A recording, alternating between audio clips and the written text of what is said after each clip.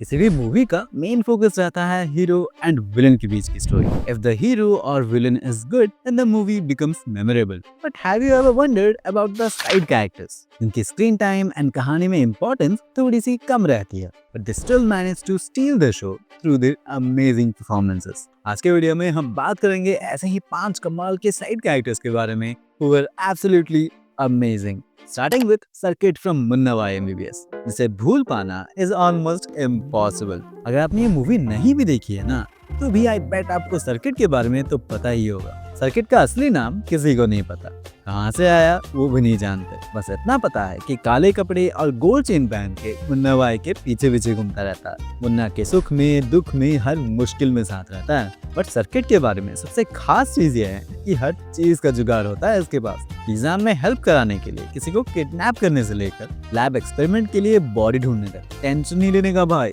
बोल के हर चीज का जुगाड़ निकालता है। प्लस अरशद वारसी ने जिस तरीके से कैरेक्टर को प्ले किया था, it made him iconic and I'm pretty sure कि आज भी मुन्ना भाई से ज्यादा सर्किट फेमस है। बट हमारा next character might not be as funny as Circuit, but he is still pretty famous. I'm talking about Professor Snape from the Harry Potter series. Snape was the teacher of potions at Hogwarts, जो कि class में हमेशा Harry की insult करता है, स्लिथरिन group के favour में रहता है और पूरे मूवी के दौरान उसके अराउंड वाइब थोड़ी सी सस्पिशियस भी रहती है। एंड फाइनली मूवी के एंड में रिवील होता है कि someone else is the villain. He was just acting weird.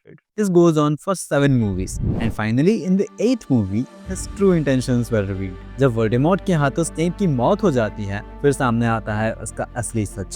Snape के मेमोरीज में हैरी देख पाता है एक यंग सर्वरस स्नेप को, जो कि लिली नाम की एक लड़की से मिलता है। Slowly they became best friends and Snape fell in love with Lily. लेकिन आगे जाके दोनों के रास्ते अलग हो जाते हैं क्योंकि स्नेप ने डार्कनेस का रास्ता चुना एंड लिली ने अच्छाई का। फिर कुछ टाइम बाद लिली की शादी हो जाती है जेम्स पॉटर से and they have a son together named Harry. फिर वोल्डेमॉर्ट के हाथों लिली की हत्या हो जाती है और इस बात से स्नेप पूरी तरह से टूट जाता है। Then he becomes a spy for Dumbledore, working as a double agent. फिर हमें रिवील होता है कि अपने कोल्ड बिहेवियर के पीछे ही was trying to protect Harry all along, which made him one of the most famous and loved characters of the Harry Potter series. Lily? After all this time? Always.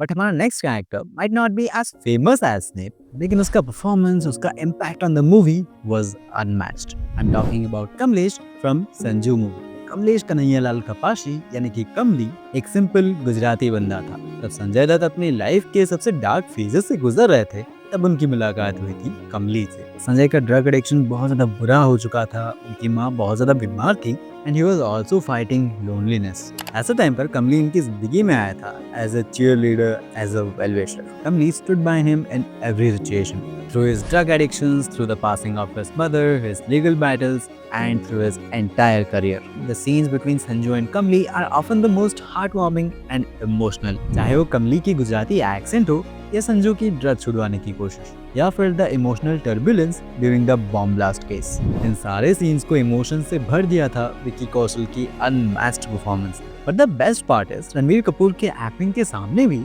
Vicky Kaushal का performance फीका नहीं लगता है, जिसकी वजह से ऑडियंस के बीच Kamlesh became a memorable character. हमारे गांव में ना एक कहावत है, घी चे तो घपा गपचे। ट्रांसलेट कर। घी मतलब पैसा और गपागप से।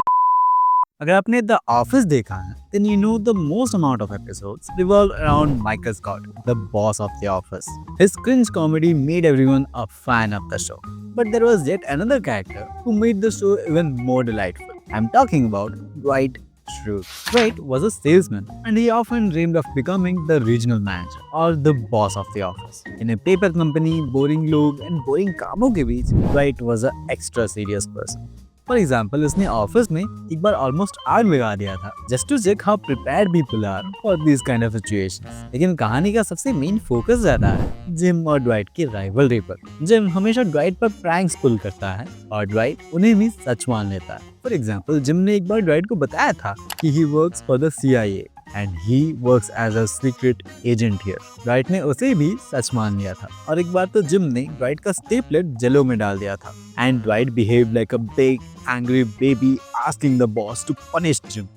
of that kind of Okay, food. you know what? You can be a witness. Can you reprimand him, please? How do you know it was me? It's always you. Are you gonna discipline him or not? Despite all of his bizarre behavior, there is an emotional side to Dwight. Despite his attempts of taking Michael's job, he is really loyal and protective of Michael, especially during the breakups or the hard times. All of these little moments add up to make him a memorable character. But our next character is extremely famous for being really adorable. I'm talking about Groot from the Guardians of the Galaxy movie. Groot एक चलता बोलता पेड़ है who can speak only 3 words. I am Groot. And in words की भी meaning change होती रहती है with the context or with his mood. लेकिन Groot का best friend Rocket can fully understand what he is saying. I am Groot. I am Groot. That's right. I am Groot. No! No, that's the button that will kill everyone! In the first movie of Guardians, Groot एक adult पेड़ था and towards the end of the movie he had to sacrifice himself in order to save his friends. And Guardians की second movie में हमें पता चलता है कि Groot के एक छोटे से branch में से एक baby Groot पैदा हुआ and the audience went crazy after him. उसकी हरकतें, उसके बोलने का तरीका, उसकी innocence was really adorable. And throughout the movies of Guardians and Avengers, हम Groot को बड़े होते हुए भी देख पाते हैं. For example, in the second movie of Guardians, Groot was a baby, and in Avengers Infinity War, he was a teenager. And finally, in Guardians 3, he became a young adult. इसकी वजह से ऑडियंस ग्रूट के साथ बहुत अच्छे से connect कर पाती है. हमें ऐसा लगता है कि ग्रूट की हमने पूरी जर्नी देखी है. एंड ग्रूट की ऐसी ही बढ़ती हुई पॉपुलैरिटी देख के मार्वल ने इसका खुद की सीरीज निकाला था. इसका नाम था I Am Groot. If you are a fan of him, then you can go check that out. लेकिन अगर आपको कुछ ऐसी मूवीज देखनी है जिसमें the villain was right, then click on this video here. यहाँ पे हमने 5 कमाल के विलन्स को एक्सप्लेन किया है who were completely right. मिलते हैं इसी वीडियो में.